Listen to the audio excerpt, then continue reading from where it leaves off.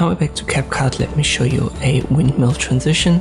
Put both clips in the same video channel to have a jump cut. Then go to transitions, open the drop down. It's under slide currently.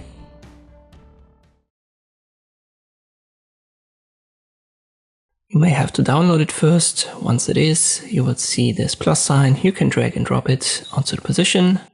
Just confirm this. It just says that it duplicates a couple of frames to make the transition work. And as long as it is selected in the timeline, you can adjust the duration up here. Let me make that a second.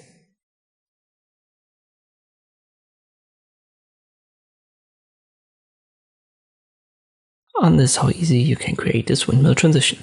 I hope this video was helpful. Thank you for watching, and I'll see you next time.